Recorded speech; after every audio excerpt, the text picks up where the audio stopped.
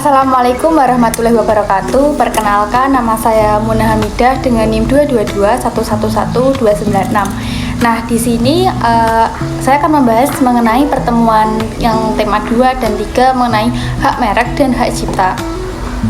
Nah, hak merek itu adalah hak eksklusif pencipta atau pemegang hak cipta atas ciptaannya di bidang ilmu pengetahuan, seni dan sastra yang ilmu pengetahuan seni dan sastra yang timbul secara otomatis setelah suatu ciptaan diwujudkan dalam bentuk nyata.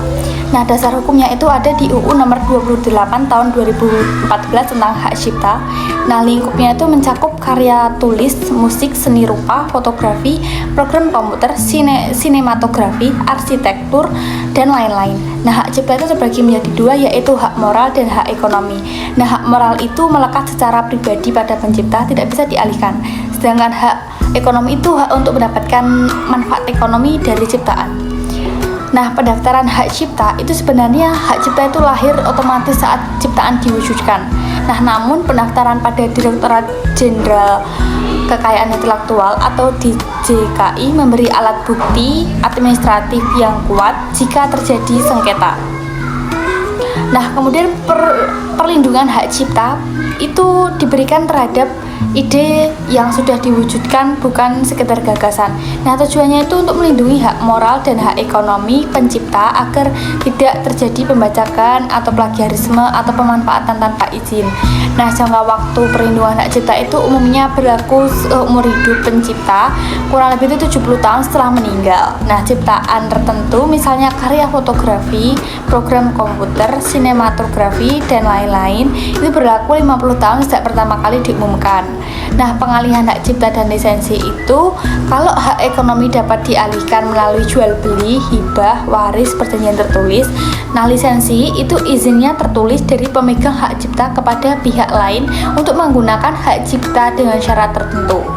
Nah, pelanggaran hak cipta itu umumnya itu penggunaan ciptaan tanpa izin. Nah, termasuk tadi plagiarisme, pembajakan itu seperti itu. Nah, penyelesaiannya itu bisa melalui gugatan perdata, arbitrase, atau laporan pidana.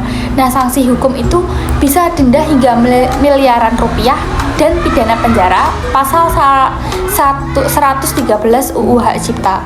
Nah, kemudian ada hak merek. Nah, hak merek itu adalah hak eksklusif yang diberikan oleh negara kepada pemilik merek terdaftar untuk menggunakan mereknya dalam perdagangan barang atau jasa. Nah, dasar hukumnya itu ada di UU nomor 20 tahun 2016 tentang merek dan indikasi geografis. Nah, lingkupnya itu meliputi merek dagang, merek jasa, dan indikasi geografis. Nah, kemudian untuk mekanisme pendaftaran hak merek itu dilakukan melalui DJKI sama seperti hak merek.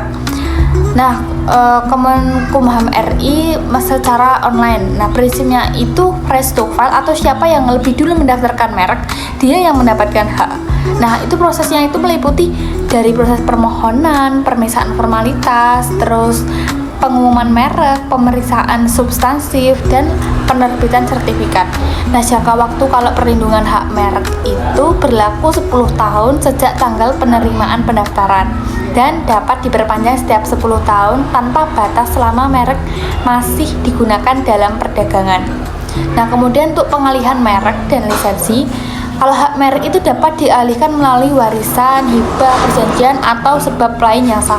Kalau lisensi itu pemilik merek dapat memberikan izin kepada pihak lain untuk menggunakan mereknya berdasarkan perjanjian tertulis. Nah, jadi perbedaan utama antara hak cipta dan hak merek itu mengenai hak cipta itu lahir otomatis sejak karya diwujudkan, fokus pada karya seni, ilmu, dan sastra. Nah, hak merek itu harus didaftarkan untuk mendapat perlindungan hukum. Nah, fokusnya itu pada identitas barang atau jasa dalam perdagangan.